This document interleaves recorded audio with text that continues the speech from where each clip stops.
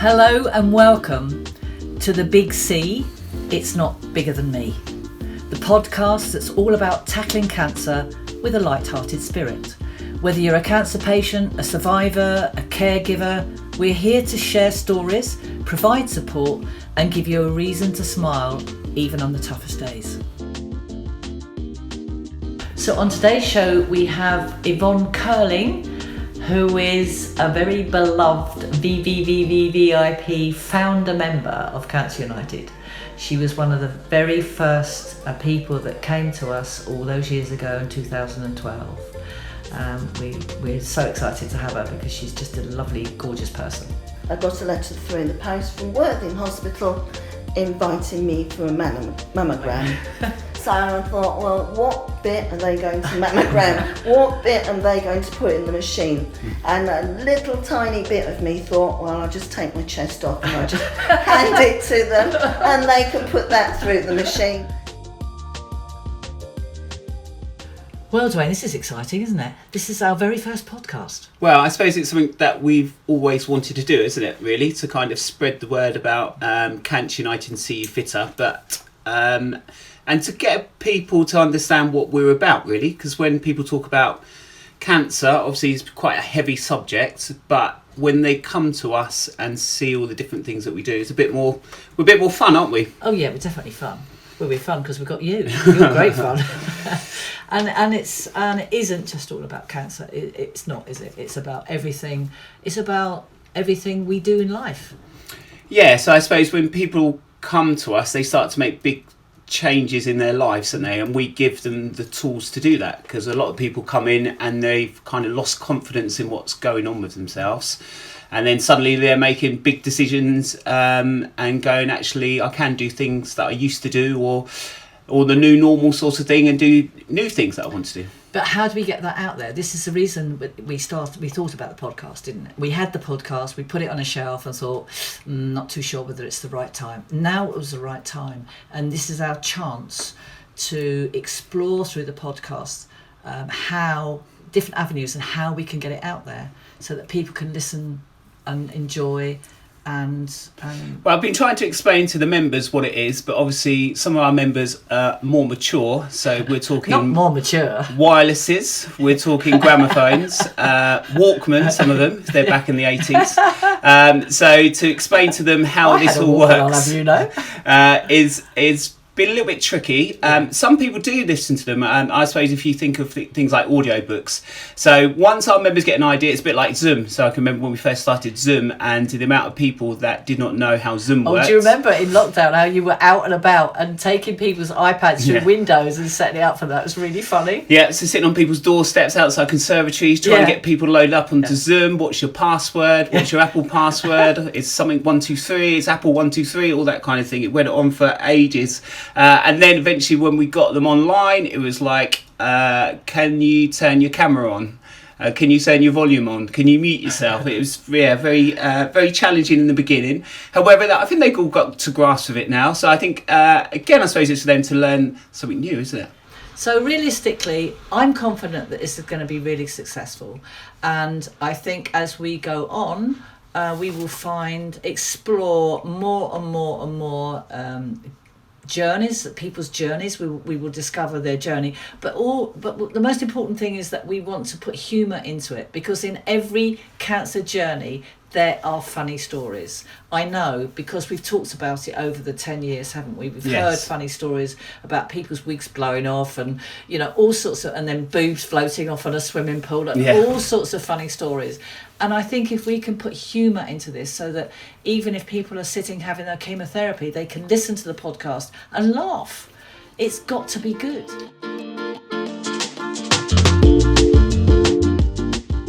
So on today's show, we've got a very beautiful lady, a VIP as far as I'm concerned, a founder member of Cancer United. And when I look back and think how far we've come together, she's amazing. She does some wonderful things for the charity. She's always there for everybody, and I don't think Dwayne and I could never ever envisage a time when we wouldn't have Yvonne with us. So welcome, Yvonne Curling. Thank you for having me. You're very welcome. So, how are you today? I'm fine, yes. I've been busy this morning, running backwards and forwards, doing bits with Tom on Marketplace. And he's been teaching me how to do things on Marketplace, and he's got lots of patience because I don't do technology. So I think he took a happy pill this morning. So yeah. But you do so much for us, Yvonne, don't you? I enjoy what I do, and that's me. I think if I get enjoyment out of helping people, and yeah, I have fun as well, and it keeps my head busy and keeps me out of trouble. So it keeps me going. So you do all sorts of amazing fundraising, don't you, Yvonne? And yes. You are our out there fundraiser, the grassroots out there fundraiser, with the help of Dwayne, of course, and some of the other volunteers, the guys that help you go and pick stuff up and deliver. So you were diagnosed with cancer in 2011? Yes. Yes. And then again in 2018. How did you come? Tell us how you came to meet Cancer United, and me in particular. I had a leak in my storage heater. Okay. And it leaked into the ceiling. So my cousin had a painter and decorator, and he said, I recommend Martin. So Martin turns out to be Jan's son-in-law. Yeah, my so Jan had just started this support group for Cancer United. So Martin said to me, Mum's just started this support group. It's on Friday evening down at Amring Village Hall. So I looked through my diary. I thought, I can't do that Friday, and I can't do that Friday. So it was about a month before I eventually got down there. And I said to a friend of mine, I said, I'm going to this support group, but I don't really think I do support groups. So now, 12 years later, I'm running the support group, and she thinks it's really funny, and she keeps reminding me of that fact. So yeah. But it's not like a support group, really, is it? No. Well, it is a support group, but it isn't a support group. Yeah, I don't know if support group's the right word for it. It's more like sort of a social event. We have... It's a cancer club. It is. You don't have to explain yourself. We've all been there, got the T-shirt. And, a couple of weeks ago there were people up dancing. Sometimes we don't even mention the word cancer. It's not even mentioned. We put the world to rights. We should be the Prime Minister, really. Yeah, you should. Yeah, I might vote you in. Because we, just put the world to rights, and we have fun and we laugh, and that's what it's all about. So it's good for you, in fact. It's good for you. And, if you want to talk about your cancer or any side effects, there's always somebody there who's been through it, done it, if you like. So, yes. Well, you've certainly done it. Oh yes, haven't you? I've cost the NHS a lot of money. Yes, certainly have. So you have had cancer twice. Yes. Yeah. Breast cancer twice. You have, and people always ask me about, oh, your members are so brave, but there's not a lot of choice, is there? I didn't have any choice. I didn't choose to have cancer. You didn't. So, what would you say your biggest source of strength and support has been through your cancer journey for you? I think sort of talking to other people going through the same thing, and getting support from them, really. If I can help somebody else, I will do. If I can make it easier for somebody else, I will do. So, my dad died at 50 of cancer, and I had a great thing of getting to 50, and I got diagnosed at 51. And I thought 50 was old then. 50's not old at all. So, no. So, do you think then talking to other people through Cancer United, basically, mainly? Yes, because I've got other friends who haven't had cancer, and bless them, they try and understand, but unless you've been there, done it, they don't understand. A friend of mine got diagnosed last year, and she said to me, she said, Yvonne, I didn't know what you went through, and it isn't until it happens to you that you go through that. So coming to Cancer United was the best thing you could have done, really? Oh yes, definitely. That's yes. Good. So obviously, going through cancer, have you discovered any kind of new hobbies or interests since you've had that experience of cancer? Because I often hear that people say it's the new normal. I'm finding myself again. Yes. If that makes sense. So have you found kind of any interests, hobbies? I think getting cancer gave me a kick up the backside, because I think you think you're going to be here forever, and not such a bucket list, but I think oh, and I'll do that now. Why wait? You know, I'll get on and do that. So, you know, basically, I do what I want to do now. I don't hang around and wait. I just get on and do it. So you take those choices, those you take those opportunities more so than you would have before. Yes, yeah. You know, it's my choice to if I do that. So yes. You know, Yvonne, you're always so positive. You're always happy and smiling. I know perhaps sometimes you're not, but really, how have you maintained such a positive attitude and outlook, even in the face of such a difficult challenge that you had to go through? I think mainly for my family and my friends, because I could sit in that chair in that corner and feel sorry for myself. Some days I do feel sorry for myself, but you know, it's not going to help anybody, me sitting in that corner and I'm not getting out there living my life. You know, it's my choice to go out and live my life. If you've been affected by cancer, whether it's surgery or treatment, and you want to have an understanding of how to get fitter, contact Cancer United and see you fitter, whether you are local or whether you are national. So Yvonne, you're always upbeat, always laughing, always happy, and you have often told some very funny stories about what happened to you on your journey. So we would love you to share a couple of those stories with the listeners because they are hilarious. So if you can share that's through your journey, if you can think about a couple of very fun. We know cancer is a very serious thing. You are an absolute star because you've gone through such a terrible time, but never has it got you down. And some of the funny stories are hilarious. Okay, so I've had breast cancer twice, so I've had a double mastectomy and I've chosen not to have reconstructive surgery. So I had all my surgery and treatment done at Chichester Hospital and Portsmouth Hospital. So I got a letter through the post from Worthing Hospital inviting me for a mammogram. So I thought, well, what bit are they going to mammogram? What bit are they going to put in the machine? And a little tiny bit of me thought, well, I'll just take my chest off and I'll just hand it to them and they can put that through the machine. So I thought, oh no, I don't think they'd appreciate that. So I did phone them up and I said, look, I don't know what bit you're going to mammogram because I haven't got a chest anymore. And bless her, she was mortified. She couldn't do any more for me. And she said, I'm so sorry. But what I don't understand is why the hospitals don't talk to each other. Yeah, so it should be on my file that there's nothing there to mammogram.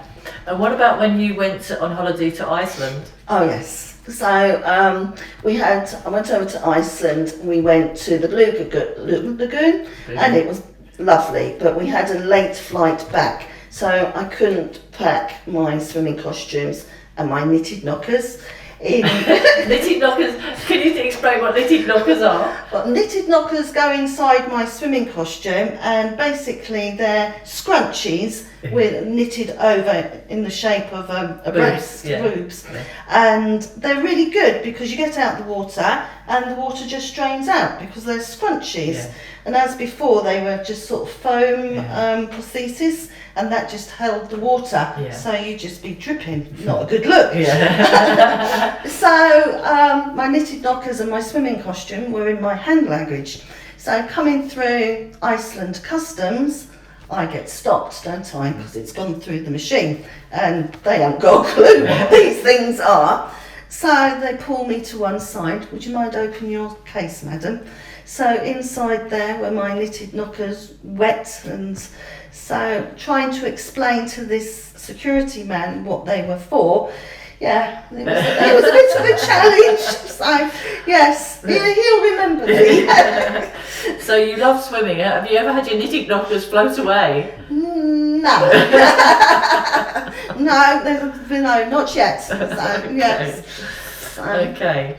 So what has been the most unexpected lesson that you've learned from your cancer experience, do you think? You know, a lesson that you didn't expect to learn that actually you did. I think when the second time I went and had my hair shaved, I didn't go back to my usual hairdressers. There was a hairdresser just down the road, so I thought I'll just pop in there. So I went in there and I said, you know, I'm having chemotherapy, I want my hair being shaved, because that was the only bit of control I had.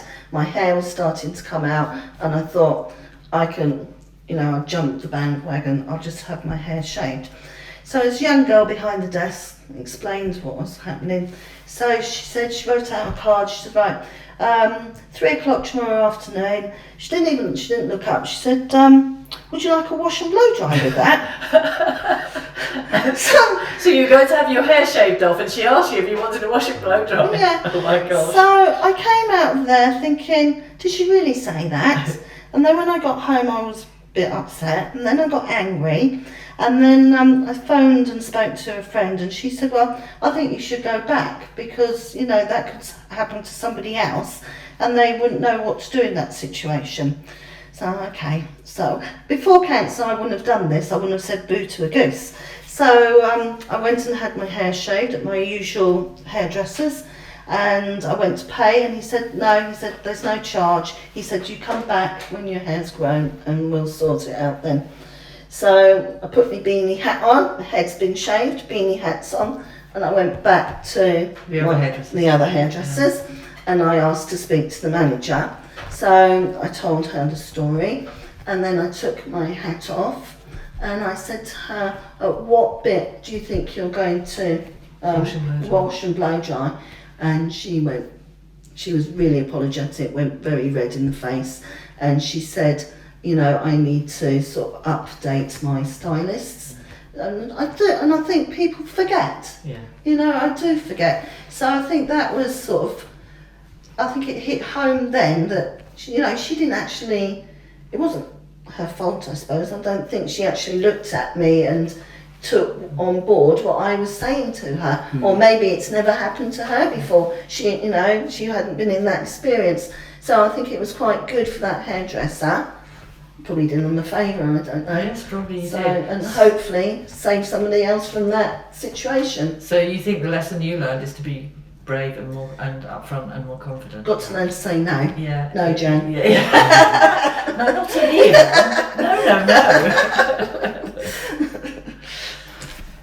So how has cancer changed your perspective on your life, would you Here's say? a question. I think I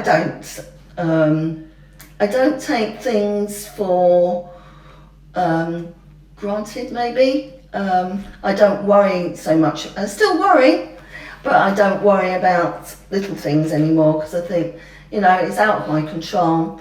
It'll happen one way or another, so I try not to worry. So you over the years that Dwayne and you and I have been together on this journey, on this Cancer United journey, we've met hundreds of people, haven't we? Hundreds. Yes. We literally have met hundreds of people. We've done hundreds of events, all sorts of things. Is there any one interaction or experience that actually touched your heart that you remember, that sticks out in your mind about anybody or any incident? I don't know. I think everybody has done something in their own little way, you know. There's not one special thing I can think of. I enjoy going out, meeting new people. I enjoy making people happy. You know, if I'm selling stuff on Marketplace, sometimes it's not about the money, it's about I've done a good turn. Yes, I know, Yvonne. I know. I've done a good turn. I know that. You know? You said, I sold that for so much. How much? Oh, well, they reneged. It was only a young couple. They just got together. I thought I'd just allow it. Yes. No, you know, it did them a turn, and yeah, that makes me feel happy. And it hasn't gone to landfill. So, you know, it's being reused. Someone's loving it. So someone loved it. I think things touch your heart every day. Oh, yes. I think we get to meet, like you said, so many different people from, you know, whether it's you linking with people at the shops and all those kind of things, or whatever else we do, that you forget about it, but we're on to the next thing all the time, Yes. aren't we? Like, we often think when we do the monthly roundup, we're like, so much going on, and you don't really reflect. And then when it comes to the end of year stuff, and we go back, and Tom puts all those lovely videos together and all that stuff together, you go like, oh yeah, we did that back then. We did that in February. We did this and that, and it just goes on and on. So I think what we do as a team, I think, is extraordinary, because we're only a small team. Yeah, and I like that. We work well together. Yeah. We have a good laugh. You can have a. We don't take things too seriously. And that's the whole thing. We don't It's laughter. take things. Yes. It's laughter. Yes. We have a good time. I enjoy going out. Meeting other people, going out with Dwayne. Clever and Yeah. curly. We had some great conversations in COVID. Yeah. So yeah, put the world to rights.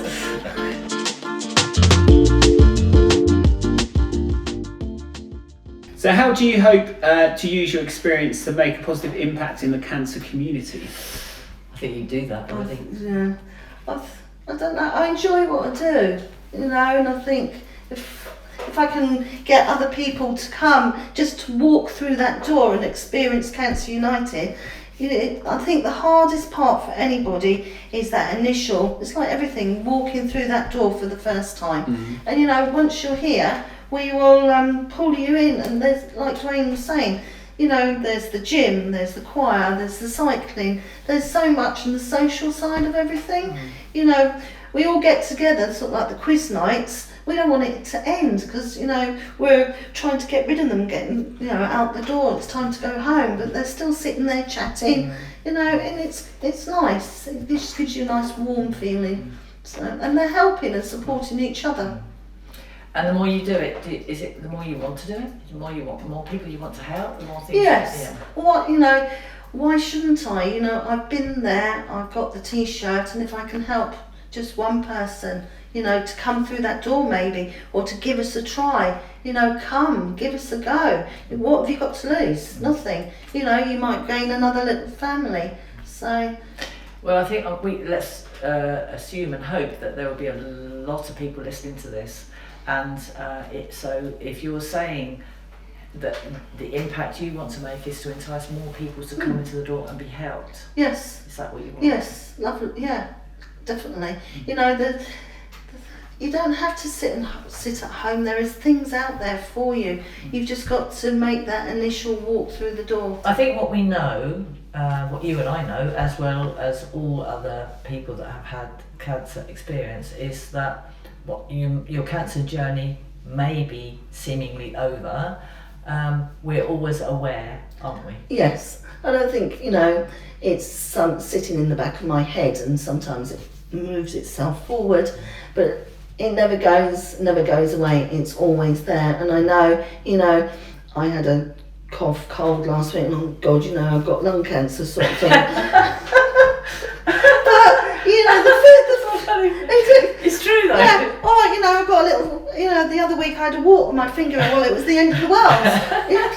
So, it never goes away. It's always there, but it's the way you sort of, tuck it away again, and it'll come out occasionally, but you just got to get on. But you do have plans for the future, don't you? For your own personal future. I know you've been doing things to your house, haven't you? Yes. Yes. So, from that perspective, you probably are doing more things than you thought you might be doing. I think if you hadn't have had cancer. Oh yes. Yes. So realistically, cancer can be the catalyst to change your life for the better. I think in some ways, I've dealt with cancer, so I can deal with anything now. Exactly, my girl.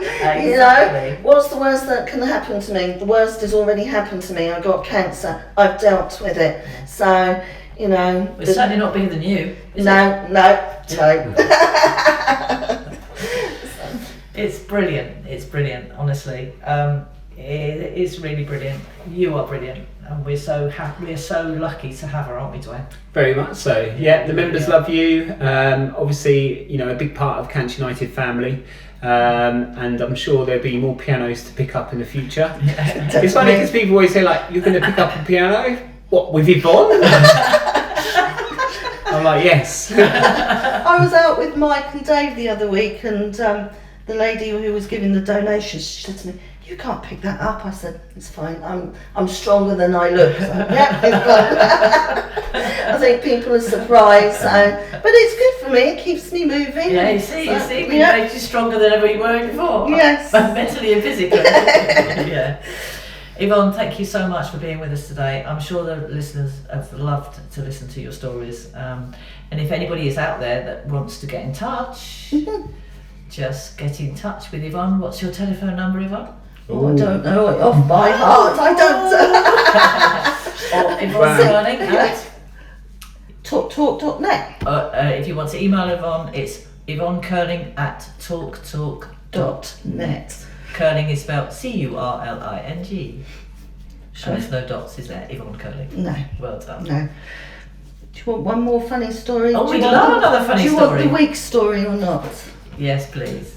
Yeah, so you just say again, do you want more funny story before I go? Just say that. Do you want one more funny story We'd love before that. I go? Yes. We would love Have you another got funny- time Oh, we for it? have. This is a funny story. I know this. Okay, so with NHS, they give you some money towards a wig. So I got myself a wig and did wear my wig, but it used to sit on the banisters most of the time. It was great. The shape of the banister was great for the wig. And my mum has had a gardener, and he always asked how I was doing and, how's Yvonne doing with her treatment. So he said to Mum one day, has Yvonne still got her wig? So Mum said, well, yes, I think so, I'll ask her. So Mum phoned me up and she said, have you still got your wig? I said, yes, I've got the wig, I've got the comb, I've got the shampoo, I've got the conditioner. My gardener was making inquiries, so he said he will make a donation to Cancer United. So I said, oh yeah, he can have my wig. So Julie took it all over, and then a couple of weeks later, Mum phoned me in a right old state, bless her. She said, do you know your wig? Yes. Do you know what he's doing with it? So I said, well, no, I just presumed it was for his daughters because they were doing a beauty course. Well, he likes to dress up in women's clothes, and he's wearing your wig. Poor old Mum was devastated. So somewhere around my wig is being, yes. Oh, that's so funny, everyone, honestly. When you think about that, it's hilarious. I know, so it hasn't help gone somebody. Yes, and it hasn't gone to landfill. It's been what's the word? Recycled. Recycled. So, yeah, brilliant. Recycled, yeah. Brilliant, darling. Thank you so much. Yeah, thank you, Yvonne. Thanks for your time. You're welcome. And you're not going anywhere. Okay.